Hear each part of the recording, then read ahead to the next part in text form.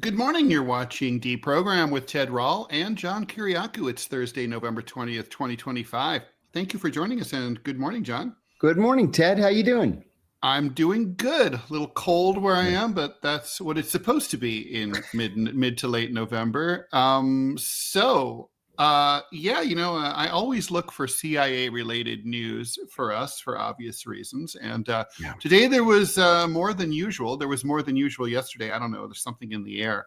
Lots going on. I know you may have a few mild opinions about Ambassador Mike Huckabee's meeting with the proud American patriot Jonathan Pollard. That's a crazy story. Huckabee should be fired right now. Now. We will talk about that, obviously. Whenever I see CIA cover up in JFK assassination, I always think conspiracy bullshit. Yeah. Today, though, this is a mainstream story. This is in Politico. It's in Axios. Former CIA historian is stepping forward as a whistleblower. It's really interesting. About what, basically there's still stuff coming out from this thing that happened, basically a couple of months after I was born. And I was born in 1963. So we'll get into that. Donald Trump is meeting with his new bestie, Zohran Mamdani, tomorrow. I know, it's crazy. At the Oval Office. And, whatever else y'all want to talk about in the Rumble and YouTube live chats. If you're watching live, you can go ahead and type that in. And producer Robbie West will post it up to us, and we will answer your questions as much as we can. We are here Monday through Friday, 9 a.m. Eastern time. And so please follow, and share the show. We really need and really appreciate your generous support in all respects for the show, including but not exclusively financially. And so, John, what would you like to? I have a feeling you might like to talk about Ambassador Huckabee. I feel like exploding about Huckabee. So it turns out that last July, Ambassador to Israel, former governor of Arkansas, Mike Huckabee, and the deputy chief of mission met with convicted spy Jonathan Pollard. Now, Jonathan Pollard was convicted in the 1980s. 1985, I believe it was, convicted of spying for Israel and sentenced to life in prison, 30 years. It was the minimum that he had to do. He served the 30 years. And I should add, all the years that I was at the CIA, every single time an Israeli prime minister would come to meet with the president, they would ask us to bomb Iran and to release Pollard. And every single time, whoever happened to be president said no. Pollard was finally released, 10 years ago now? That's right. He was immediately granted Israeli citizenship, flown back to Israel on an Israeli military plane. Greeted as a hero. Greeted as a hero by Benjamin Netanyahu at the airport, and instantly bestowed with Israeli citizenship. Now he has the balls, the unmitigated gall, to run for the Knesset in the next election as an independent, but associated with the extreme right wing of Israeli politics. He wants to annex the occupied territories completely. Correct. Now, we already know, all of us know, that Mike Huckabee is so far to the right that he's actually fallen off the edge. He's an evangelical lunatic. He has no business being in any governmental position, but he was an early endorser of Donald Trump. And because he's an evangelical and wants all the Jews to return to Israel so that Jesus can come back and the rapture can happen, which never appears anywhere in the Bible, by the way. True. And doesn't seem like a good deal for the Jews, by the way. Yeah, it doesn't. No, because it's the end of the world. Exactly. Yeah. They're just the linchpin. It's like they're the red shirts in this Star Trek episode. This clown has got to go. He won't say, and I should add, they kept the Pollard meeting off the embassy's calendar. So only now are people finding out about it, and only because somebody called the New York Times and told them. And then the New York Times was able to confirm it with 2 other people inside the embassy. They interviewed Pollard, and he said, yeah, I met with Huckabee. I'm not going to tell you what we talked about. Huckabee has to resign today. So I want to be really clear here. So he should resign because of the breach of protocol. He should resign because of the kowtowing to a traitor. He should, like, all of the above, more. Yes. I yes to all of those. Yes. Yes. And another thing too, the Post and the Times are reporting today, and I think this is quite important, that the White House had no idea that this meeting took place and that they're apoplectic that it took place. Listen, I've worked in embassies for half my adult life. When an ambassador is meeting with somebody who is controversial, they have to cable the Secretary of State to ask permission. Huckabee did not. He did not do that. What was Huckabee thinking? Why did he think? I mean, Donald Trump does not strike anyone as the kind of person that you do this to. No. I mean, you wouldn't like it if you were president. I wouldn't like it either. Is he going to survive this? You know what? I think he will survive it only because Donald Trump seems to like the guy. But no other ambassador also, under any other president he must worry would survive about looking it. weak too, right? So if it'll be kind of a tacit admission if he fires Huckabee that, like, Huckabee pulled the wool over his eyes. Unless Trump calls him and says, Mike, you got to resign. Mm-hmm. This is unacceptable. And again, both the Post and the Times report that they report that Pollard called Trump a madman who has literally sold us down the drain for Saudi gold.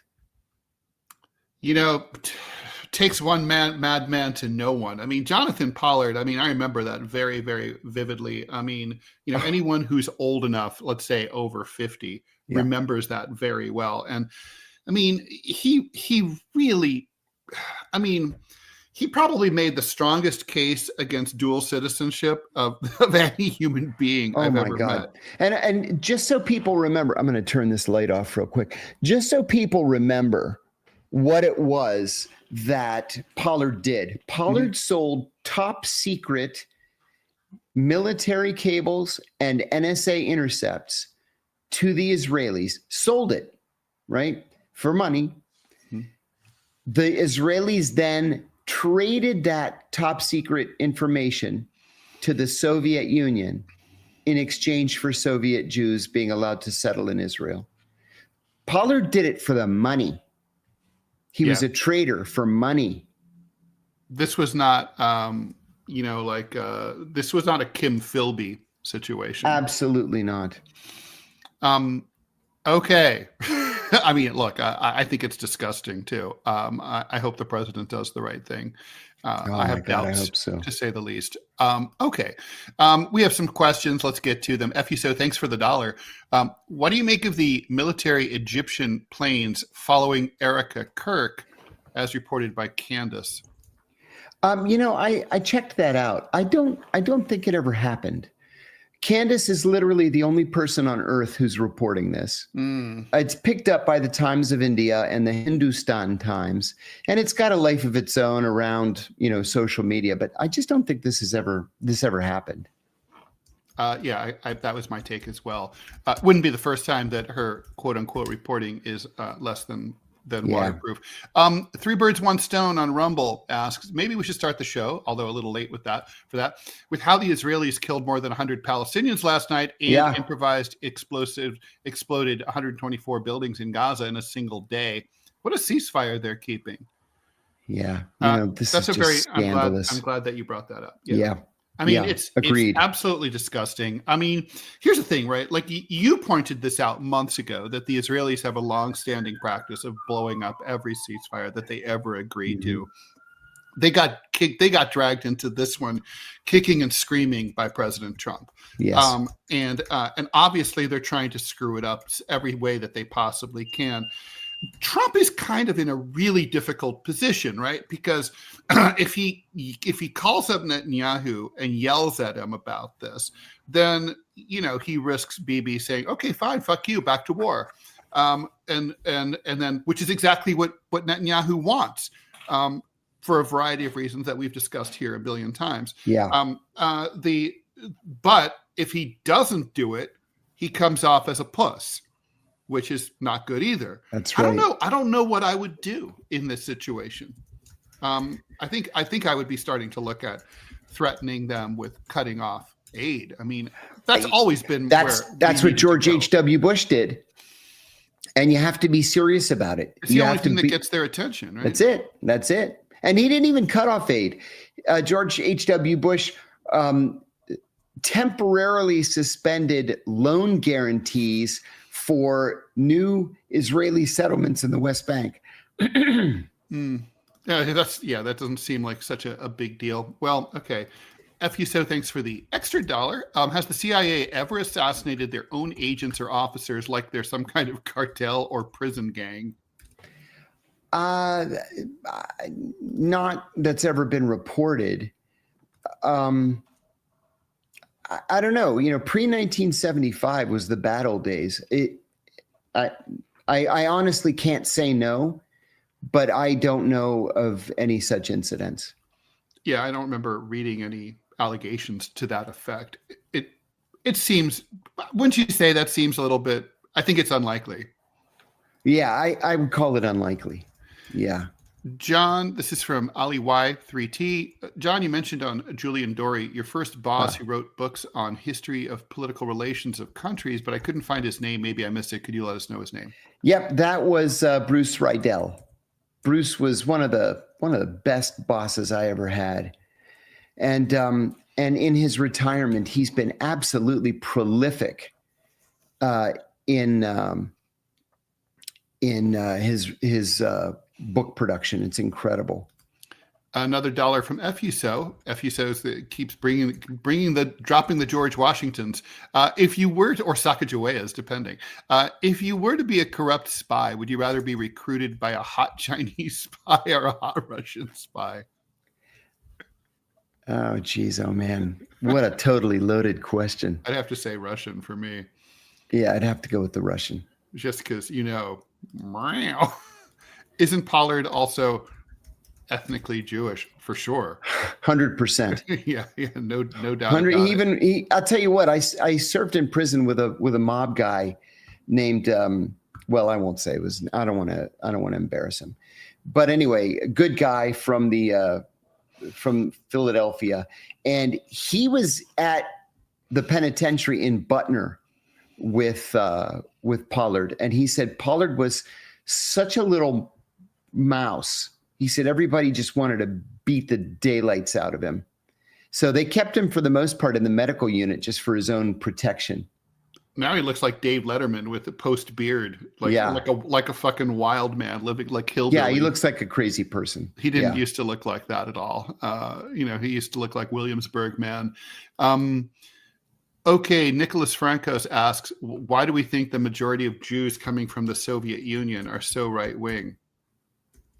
I don't know if that's necessarily true, but I mean, look, the thing is, my take is always that refugees tend to be they tend to leave their home country because they're opposed to the ideology of their home country, which is like the anti-Castro Cubans and so on. So, the Soviet Union was a socialist country. So, if you didn't love socialism, you left, right? I mean, what do you think? Yeah, I think that's right. Although it is my understanding that Ukrainian Jews who have left Ukraine to move to Israel are exceedingly right-wing. I've even spoken to Israeli journalists who have told me that there are so many right-wing Ukrainian Jews that have moved there just over the last 20 or 25 years that it's pushed the entire electorate to the right. Crazy. Yeah, I mean, that's super interesting. I mean, that is a country that has a lot of, immigration and that country and their demographics change really radically in a relatively short amount of time as a result. I mean, we don't have that level of immigration in this country. Our demographics, we shift slowly. Yeah, we do. We shift slowly. And a country of only 9 million people can shift very quickly when you have these huge influxes. Yeah, 100,000 is a lot of people in a country of 9 million people. That's right. A quadruple JXYZ. Do we think the unveiled corruption in Ukraine, unveiled my ass, it's like it's always been in open, in plain sight, will influence the Western support in any ways? It's a great question, though. We're talking about, of course, the recent scandal of the people surrounding Zelensky in this, energy bribery kind of thing, which kind of has echoes of the Hunter Biden Burisma shit. I don't. What do you think, John? I don't think that the U.S. is going to back away from Ukraine. I mean, no. Corruption goes with the territory over there. It does. And it's like it's not unusual, and doesn't it remind you a little bit of Hamid Karzai, where it's like basically like everyone around you is corrupt as shit, but no one can prove that you personally took money. This isn't like Eric Adams, who is personally corrupt and had credible charges filed against him. I mean, nobody really. I mean, Zelensky suddenly is rich and has this place in on Lake Como, but maybe he has a lot of good residuals from his acting career, or I mean, we can't prove it, right? But like Hamid Karzai, you certainly could never prove that he personally was lining his pockets. This is kind of like President Harding or something like that. I think that's a good way to say it, and President Harding is probably the right comparison to make. Yeah, I agree with that. But what's painful too, Ted, is that nobody seems to really care. No. When leaders are corrupt now. Well, nobody cares about whether we're talking about domestic or foreign affairs. Nobody cares when their own side is called out. I mean, basically, there's never a thing where it's like, oh, I supported this candidate or this party, but now I've learned new information that they're a turd, so therefore I no longer support them anymore. That doesn't happen anymore. You're just like, now you just make excuses, or you just brush it off, or you do whataboutism, or, but you don't change your mind. You don't back away. Like literally nothing can make you do that. Like you could, if your candidate turns out to be a pedophile, you're like, whatever, the other side's worse, no matter what it is. I feel like that's a change. I don't think that was true. I think about, when I was a little kid, you were a little kid during Watergate. Nixon won by a landslide in 1972. By 1974, you couldn't find anyone who admitted that they voted for him. You know what? George McGovern told me something one time that was so funny. He said that in 1972, he got 39% of the national vote. But he only got South Dakota and the District of Columbia. No, he lost South Dakota. Oh, did he? He got Massachusetts. Okay, and the District of Columbia. Ridiculous. And then in 1974, 2 years later, 65% of Americans told pollsters that they voted for McGovern. That is the total. Victory has 1,000 fathers and defeat is an orphan. It really is true. It is true. Yes, it is. Rebellious Rainbow Unicorn. Is the CIA more out of control now compared to pre-1995, John? Pre-1995, absolutely, yes. No question. Pre-1975, I think that it's comparable. Pre-1975, the CIA was just going around the world doing anything it pleased. They were killing world leaders. They were overthrowing governments. Half the time, they weren't even bothering to inform the president what they were doing. And doping kids with LSD. Doping their own employees with LSD. Yeah.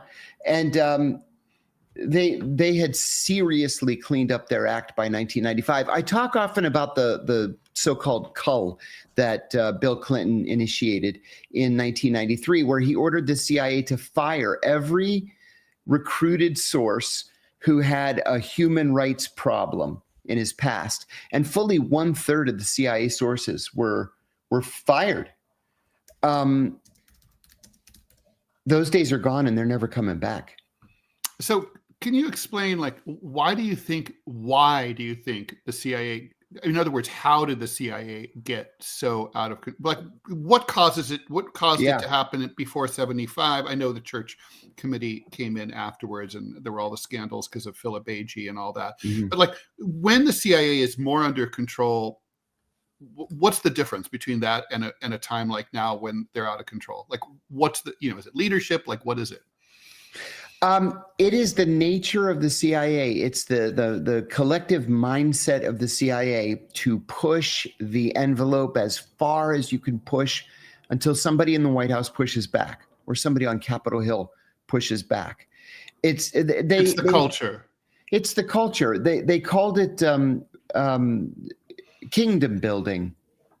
Kingdom building is what they called it when I was there. Everybody in a position of authority at the CIA wants to build his or her own kingdom. And so you just keep pushing the boundaries of legality until somebody pushes back. And the next thing you know, they're doing anything they damn well please. There's almost zero congressional oversight. And at the White House there, they just throw up their hands and say, well, what can we do? There's nothing we can do.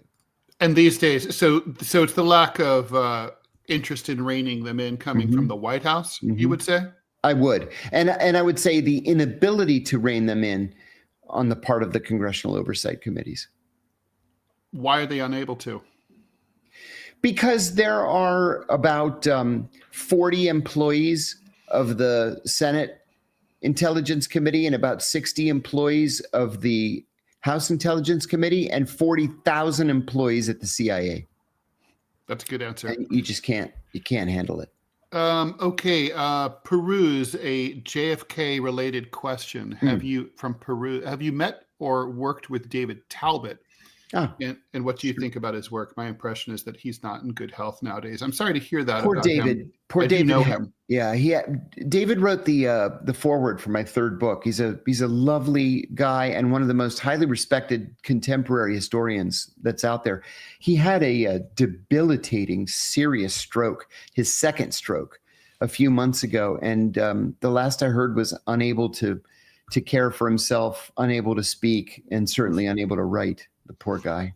He was the editor of Salon. Yeah, he was. And so my only interaction was trying to get him to run my cartoons. He ran the cartoons of 4 of my colleagues who were very similar to the kind of work that I did. So I thought I kind of belonged naturally in that orbit. It's the kind of, and he was nice, but he obviously is one of those things where he obviously didn't like my work and just didn't want to say so.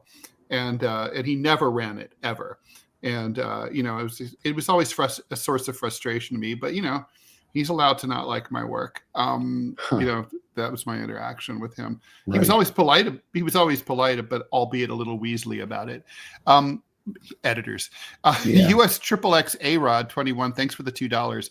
Have you seen the story about the FSB attacking Polish train tracks with C4 explosives? Was Poland right to worry about Putin and his ambitions? Or is this mind games Putin is playing? Is there a real issue? In other words, is there a real danger of Russia invading Poland here? Yeah. Yes, the Poles have reason to be worried. Really? Yeah, I do. I do believe that. Listen, the Russians are just like every other country, just like every other superpower or regional superpower.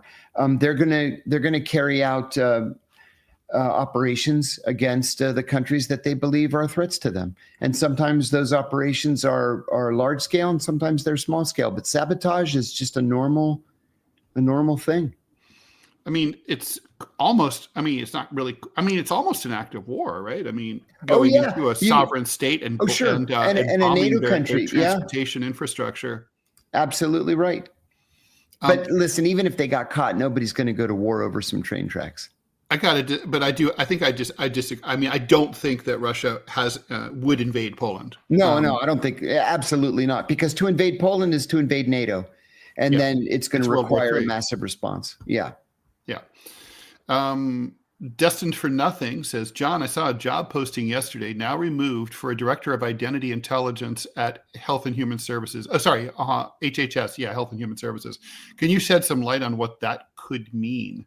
A director of identity intelligence. The word identity throws me. I honestly don't know what that could mean. It's not unusual for almost every federal department to have an intelligence office. For example, there's a CIA representative from the analytics side, from the Directorate of Intelligence, at Treasury, at Commerce, at Energy. They're all over the place. Just because there is intelligence that comes in every day that needs to be shared with the leaderships of those departments, right? Maybe you pick up something about threats to air travel, or about some germ that's been developed somewhere, or you stole the Japanese, trade negotiation talking points and you need to share them or whatever. But identity intelligence, it doesn't have a meaning for me. I'm not sure what that is. I mean, all I can think of is HHS has clients. Maybe they want to know if they're U.S.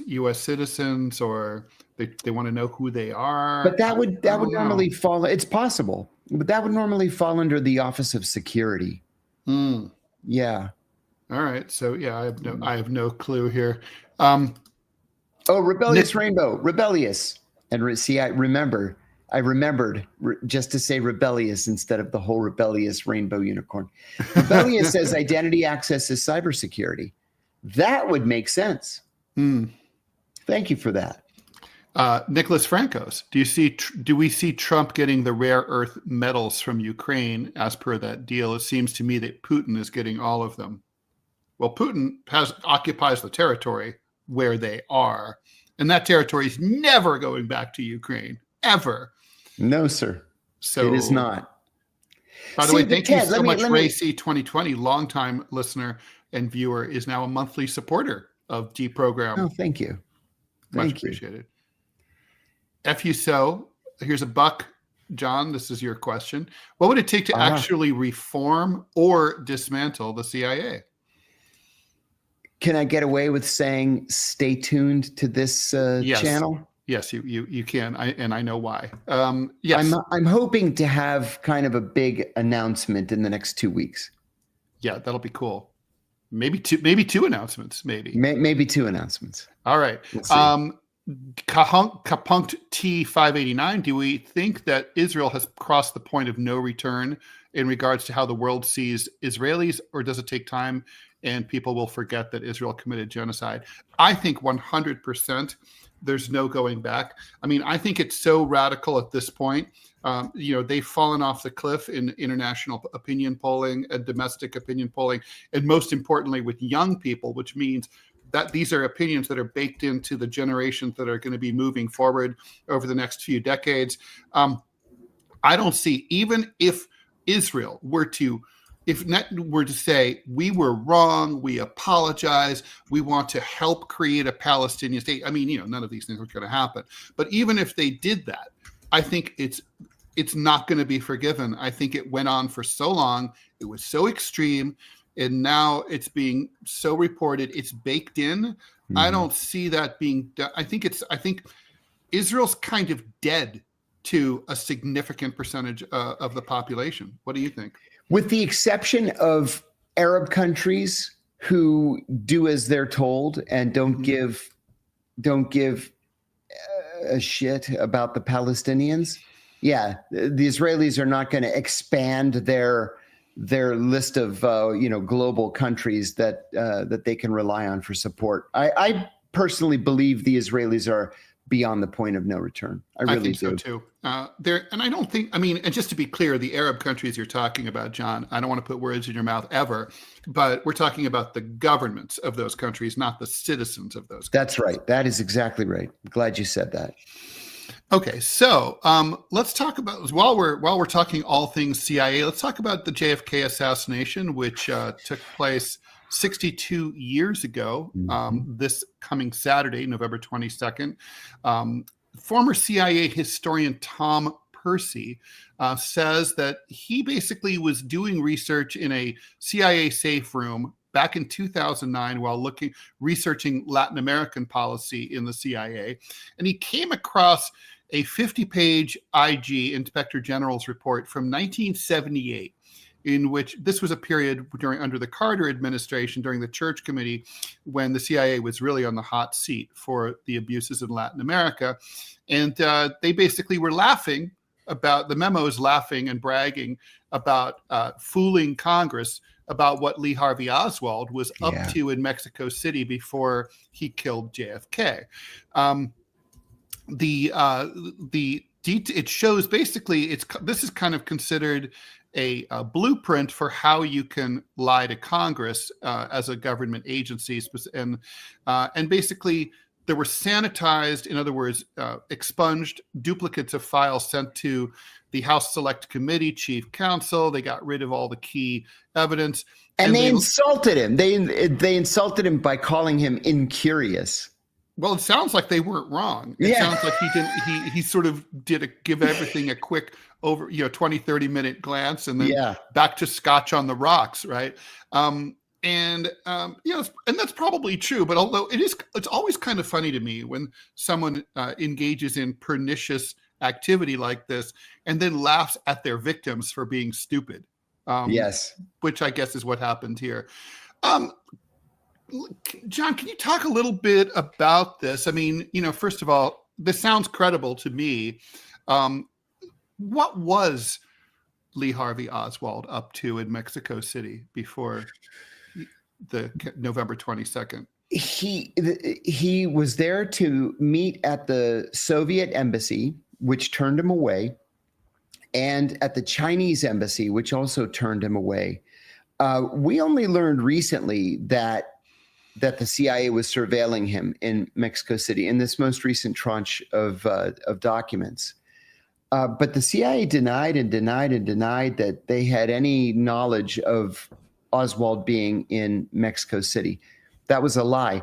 And another lie is, and we just learned this in the latest tranche, the other lie was that that the CIA had no contact with Oswald. And not only did they have contact with Oswald, but James Angleton, the deputy director for counterintelligence, ordered that the CIA recruit Oswald, even if Oswald didn't realize he had been recruited. So, what would that look like? Oh, you can do it as a false flag. You can do it pretending to be Russian, for example, or you can say you're a businessman looking to hire a consultant. You can tell any kind of lie you want just to set the person's mind at ease. Why was the CIA? Why did they feel a need to not reveal that? What would have been exposed by them just saying, we were surveilling him and here's what we knew? Yeah, that's just inexplicable, Ted. The CIA would have been so much better off. The country would have been so much better off just being honest from the beginning. Or did they think it would raise additional questions? I think they probably did. But you and I, we just said this a couple of days ago, didn't we? That the cover-up is always worse than the crime. And so, But they just didn't want to. It sounds to me like they just didn't want to be. Well, basically they didn't want to be second guessed. Like, didn't you know he was plotting to kill the president? If so, why didn't you, or did you know and did you let it happen? Did you continue to surveil him when he came to Dallas? Right. I mean, exactly. They didn't want to be bothered. It sounds like. I think that's exactly what it was. And just gloating that the chief investigator was incurious, that leads me to believe that it was an issue of gloating. That's and then thanks for the $2.99 Australian dollars from Tabby J. Unfortunately, Tabby, we have already answered your question. Why has Huckabee met with Jonathan Pollard in Jerusalem? We talked about that earlier in the show, but thanks for the $2.99. Just hit rewind. Hey, Ted. MW Knox 186 has a good practical question. Did I ever recruit anyone without identifying myself as a CIA employee? That is a good question. The answer is yes. There was somebody I was working on who I knew had an irrational fear of the CIA. And so I said that I represented a consortium of businessmen, and they were interested in this very specific information, and they were willing to pay handsomely for it. So I had headquarters draw up what looked like a really official legal contract. And I offered the guy the contract. It was a consulting contract. And so he signed it. And I gave him $5,000 a month in cash in hotel rooms. And he gave me the classified information. And everybody lived happily ever after. That is a funny story. F you so, thanks for the additional dollar. What do you know, John, I assume, about the story of the Falcon and the Snowman? Oh, yeah. The Sean Penn movie. I don't know. Oh, the Falcon and the Snowman. I like the movie. Oh, it was a great movie. It was a great book. But this is something that from the day that you're hired at the CIA, they drill into you. So every new CIA employee knows the story of the Falcon and the Snowman. So two high school best friends who graduated from high school. One went on to go to college. One went on to be a drug addict and a drug dealer. And the one that went to college got a job with a CIA contractor. And so he had access, of course, to classified information. The drug addict friend ended up going down to Mexico City, and approaching the Soviet embassy and saying, "Hey, I've got a buddy who works for the CIA, and if you give me money, I'll get the information that you want from my friend." And then he used that money to buy more drugs. And it was all fine and good until they got caught.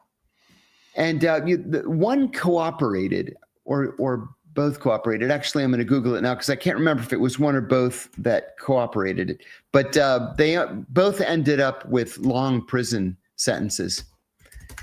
I'm going to look it up right now. While you're hearing that, go ahead. Yeah, it was Christopher Boyce, who was played by Timothy Hutton.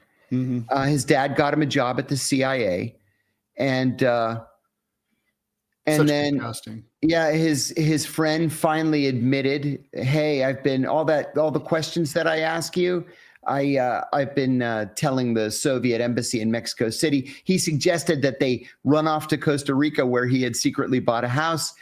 Instead, Boyce turned himself in.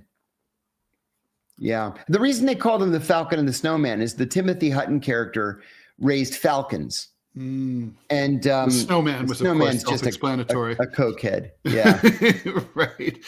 Sean Pat 6882, is the fear of the CIA ever irrational?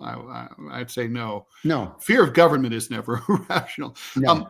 I love this question. Rody Bang Bang, what do we think about this new commercial that the Democrats put out telling American soldiers that they don't have to follow unlawful orders? I saw this last Dangerous week. if I say so myself, he says, or she says. You know, the Democrats have this obsession that Donald Trump is going to, try to seize power and refuse to leave the White House at the end of his term.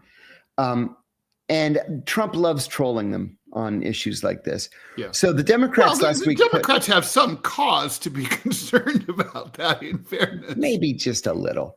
No, I think Trump's just enjoying himself watching the Democrats, lose their minds over this. So more than several, half a dozen Democratic leaders last week came out with this nicely produced advertisement urging members of the military to defy illegal orders, unlawful orders. That, if Trump says he's not leaving, he's going to declare himself dictator or whatever.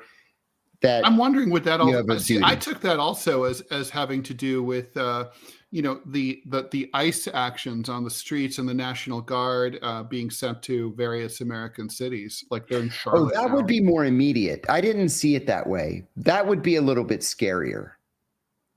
I mean, so it's so impossible, right? I've never understood how members of the military reconcile this innate contradiction, which you and I have talked about before, between being told that you have to follow orders unquestioningly from your commanding officer, and at the same time, you shouldn't, and in fact, you're legally prohibited from following unlawful orders.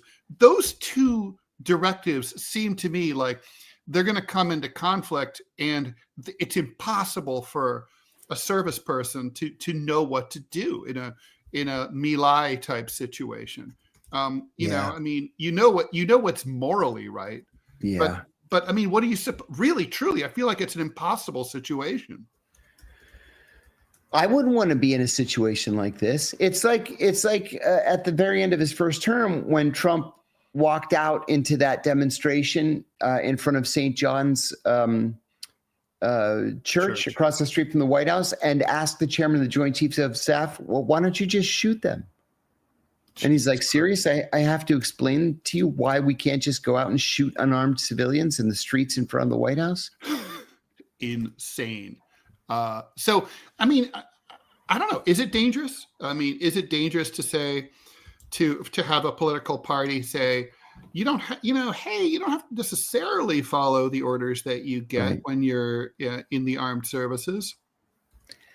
I mean, it's a statement of fact. You don't necessarily. Right. It could be dangerous. Yes. And I think the Democrats are jumping the gun on this. I really do. I mean, it does seem like probably, I wish that they'd had less balls here and more balls in the showdown over the shutdown. Because, that one where they were afraid of fucking the airline lobby. That's what this was about. My God. Let me read an ad, John. Looking for smarter ways to browse and enjoy your favorite content without ads? Get the Perplexity Pro bundle with Rumble Premium for just $19.99 a month when you sign up before December 31st. Normally it's a $29.99 value. With Rumble Premium, you'll get an ad-free viewing experience across all your devices and access to exclusive premium content, no interruptions, just the videos and streams you love anytime, anywhere. Plus, Perplexity Pro boosts your productivity with unlimited research, unlimited uploads, exclusive member perks, and access to the latest and most advanced AI models for faster, smarter answers every day. Save over 30% on this powerful bundle. Head to rumble.com/premium before December 31st to sign up and unlock your premium experience. And thank you, by the way, we are on the front page of Rumble right now, even as we speak. So hey, great. That's fun and exciting. And thank you very much for the $10 donation from Village Idiot TV. Much appreciated. That's wonderful. Thank you. Okay, so let's, shall we talk about, we have good timing here today. Sometimes we run out of time, but it seems, okay, so Donald Trump and Zohran Mamdani, the mayor-elect of New York City, who takes office in about 6 weeks, are going to meet at the White House in the Oval Office tomorrow. Ted, I thought you were joking when you sent this to me. I had to actually look it up. No, it's true. Apparently, this is a tradition for the new mayor of New York City. From what we've heard, Mamdani has requested the meeting, Team Mamdani. Trump agreed. All right, so I have many questions. All right, so there's the meta question of what does it say? I mean, how many times do the American people have to sit through an election where the two adversaries repeatedly say how, the other, like John Kiriakou is the devil himself. He's evil. He hangs out with Satan. He's going to destroy America. And then Ted Rall is scum. He's a horrible communist. He's going to, send everyone to gulags. And then it's like the election's over. It's like, maybe John's not so bad. Ted's okay. And then like, oh, I love you. Let's work together I know that's like the tradition. And it works. It worked historically, but I just feel like in a time of social media and everything, it's hard going forward to take anything that any politician ever says seriously, because that they're likely going to end up in this place, right? Yeah. Like the guy, I can't pronounce his name, the Gristides dude. Oh, John Kiriakou. He's like, I want the best now for Mamdani. He just said he's going to move to St. Petersburg. Yeah, he's going to move to St. Petersburg because he can never live in a socialist city. And now he's like, Mamdani's not so bad. Right. I mean, so like, okay, so first of all, is it going to be maybe not a love-in, but will it be a like-in tomorrow? And or will it be sort of like, Vance versus Zelensky? I mean, what's going to happen? Yeah, I think it is going to be a like-in. But by most accounts, unless your name is Volodymyr Zelensky, Trump treats people with respect when they visit him in the White House, and I think that they're going to make public statements in the end about areas in which they can cooperate. I think Mamdani's going to say, look, we're not trying to take over the grocery stores. I appointed the same police commissioner that Mayor Adams appointed. She's staying on in the job. I think By the way, she's from a really rich family too. Ooh, I didn't know that. Oh yeah, no, she's from the famous Tisches. Like, for heaven's sake. She's one like of those. Lawrence Tish. Oh Yeah, boy, exactly. oh boy. Okay. Yeah. All right. I don't know why she'd want to be the head of the NYPD, but Yeah, okay. right. Why? Just sit home and count your money. But I think that's what we're going to see. I think this is going to be a like-in. They'll agree to disagree, like, gentlemen. And Mamdani's no threat to Trump. And Trump really can't do much to hurt Mamdani, especially when Mamdani is surrounding himself with people from the Adams administration. Yeah, he is. And also, I mean, Mamdani's been very canny about making nice with Governor Hochul, which is That's right. the most important connection That is that he absolutely can possibly have. I mean, Andrew Cuomo never got along with Mayor de Blasio. No. That was a problem for de Blasio. Although these days de Blasio is looking good. He really is. He's got a new girlfriend. He's got a TV gig. Yeah, things are good for him. Yeah. And not to mention his mayoralty. It turns out to have been compared to Adams. Oh my God. Yeah, I mean, I just heard a story, just for example, this is a very local New York City story, but he had, when he became mayor, he quietly, and never bragged about this, ordered the NYPD to completely dig into all the backlog of rape kits and process them all and get completely caught up. And now the Adams administration immediately fell behind and basically we're right back where we started. But that was an example of something de Blasio took seriously and cared about. My best friend lives in New York all of his life on the Lower East Side. His one and only child, his daughter, just graduated from high school. But when she was a freshman 3 years ago, 4 years ago, whatever it is, she was walking home from school like she did every day, walking up First Avenue, and a homeless guy walked up to her and punched her in the face as hard as he could, almost knocked her out, and then just walked away. And when my friend called the cops are like, well, what do you want us to do about it? This kind of thing happens. That happened to me. I was walking out of the Chambers Street subway station years ago, and a homeless guy coming down the stairs just casually slugged me in the face, broke my glasses. I'm lucky the glass didn't go into my eyes. And it was just like he just left. And it's the same sort of, I didn't even bother to go to the cops because it's true. What do you want them to do? Yeah. I mean, even if they caught the fucker, he's not going to stay. They're not going to keep him in prison. I mean, that's it. He's going to be out on the street 5 seconds later. The point I wanted to make was that at least under Adams, there was no real move to make the streets any safer. There are these catastrophes happening in subway stations, people being beaten, raped, mugged, shoved in front of trains. It happens practically every week or two.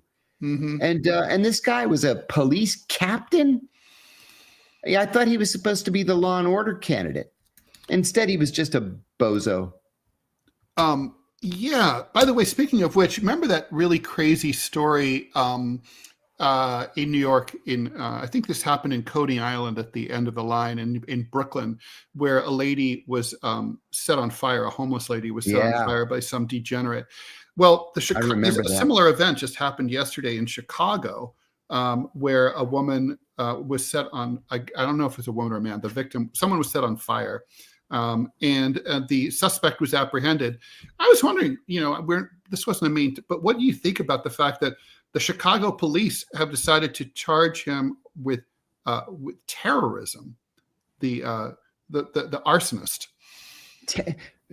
Oh God, we've talked about this in the past. Terrorism is inflicting terror on a population for a political purpose. Yeah. So this is not terrorism. No, it's not. Let's go through some comments. Phil 2082, ICE is literally not evil. They are literally not doing evil. It is literally not evil to enforce immigration laws. Democrats are evil for committing sedition and treason with that video. I appreciate the comment. And here's the thing. I agree 100% that, a country has the duty and the right to enforce its laws, and illegal immigration is illegal. But the thing is, how you enforce the law matters. Like if a cop stops you for speeding, he can't just shoot you. Well, he was enforcing the law. It's like, okay, but he wasn't enforcing the law the right way. ICE is not enforcing the law the right way. They're ethnically profiling. They're grabbing, and we know they're ethnically profiling because they're grabbing people who are U.S. citizens, including and Native detaining them for Americans. days. Native Americans who happen to have brown skin, are being arrested and detained. In one case, deported to Mexico. Yeah. So that's, I mean, and also there's prosecutorial discretion, right? Like obviously a cop should pull, if the speed limit's 55, the cop should pull over the dude going 95 before he pulls over the guy going 58. And like, this is, again, ICE is not doing that. ICE is they're not going after like convicted rapists who are illegal immigrants.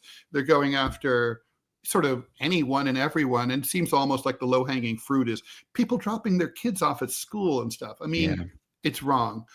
Question for both of us. Do we consume media in your other languages like music, movies, TV, etc.? I absolutely do. Absolutely, I watch French films, yes. And I listen to French music 100%. Oh, listen, I even have this app on my phone called Ertflix. Ert is E-R-T, Ελληνική ραδιοφωνία τηλεόραση, Greek radio and television. This Ertflix has like every channel in Greece, and you can watch movies and concerts and soap operas and sports events. I watch it every single day. And then so I even have TV for France, for Greece. Yeah, there's a TV station in Patras, Greece's third city on the west coast, that has its own app. I watch Patras TV, and then the Church of Greece has its own app, its own TV station. So I just watch. I stopped going to church, I don't know, a year ago. So I just watch church on TV on Sunday mornings. I will want to ask you about the not going to church, but let's try to get through some more questions.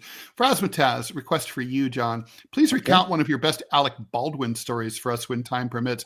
I haven't heard a single Alec Baldwin story since the Sputnik Assange days, and then his film Rust. I have a Alec story too, but go ahead.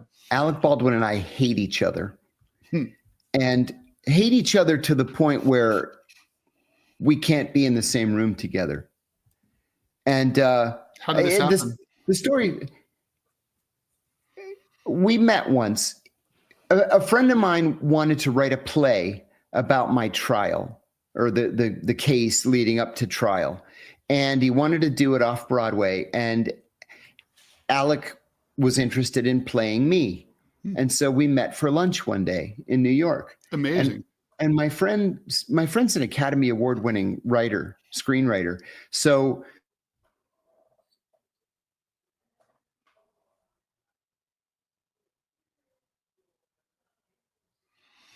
John, you're kind of frozen here. Book, et cetera, et cetera. Okay.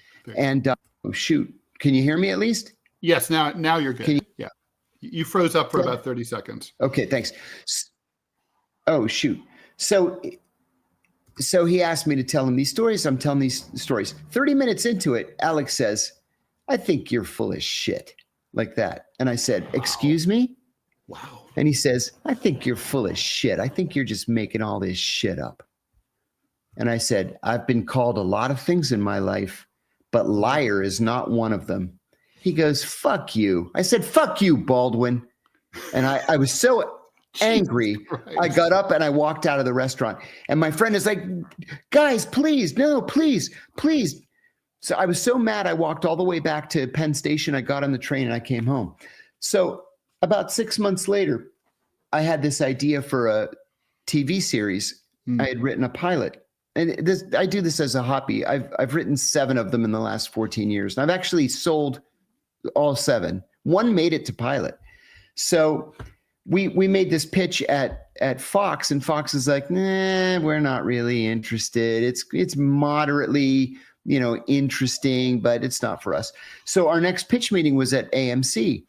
And before we went in, my buddy said, we can guarantee a sale to AMC if we can attach an A-list star. And I said, oh, please don't. I said, please. And he says, he's an Academy Award winner. He's an Emmy Award winner. So we called him. We went to Soho House. They have breakout rooms there. We called him. And my friend said, Alec, I'm here with Kiriakou. And Baldwin says, what's that asshole want? And I said, yeah, nice to talk to you too again, Alec. And then he said, well, John's got an idea for a show. And I told him the idea for the show. And he says, actually, that is a pretty good idea. Go ahead and attach me. So we attached him. We sold it to AMC the very next day. And 6 weeks later, I called my attorney and I said, I haven't heard anything from AMC's business affairs office. I have no idea if my deal's been negotiated. He said, I forgot all about that. Let me call over there. He calls over to AMC and AMC says, oh, we dropped that show. And my attorney says, why? Because Alec Baldwin quit to take a deal with HBO. So I called him back and I said, fuck you, Baldwin. Don't ever call me again. And I hung up. That was the last time we spoke. Yeah, it sounds like this relationship, this friendship might be beyond redemption, John. Just saying. Yeah, no. And then when he got arrested for shooting that assistant director or whatever she was on the movie Rust, my buddy called and said, hey, it looks like Alec may be going to prison. You might want to give him a ring and just try to. And I said, fuck him. I hope he rots in prison. OMG. Thanks for the $5, Angela Falalala. Thank you. Much appreciated. Quick last question. Hype show. Will Mamdani really imprison Bibi if he comes to New York, or is that just talk? Oh, I think it's real. I think it's real. And it should be, honestly. Yeah. Yes, all right. Indeed. Everyone, thanks so much for joining us. This is the DeProgram Show with me, Ted Rall, and John Kiriakou. We are here Monday through Friday at 9 a.m. Eastern Time, which means we will be back tomorrow, December 1st, Friday at 9 a.m. We will see you then. Please stay tuned for the TMI Show with me and Manila Chan coming right up after this. Much appreciate you. And also, DMZ America podcast. Scott Sanders and I will be interviewing editorial cartoonist Steve Kelly, who's a conservative. That's at 11 a.m. Eastern Time this morning. Bye, John. See you tomorrow. Bye-bye, everybody.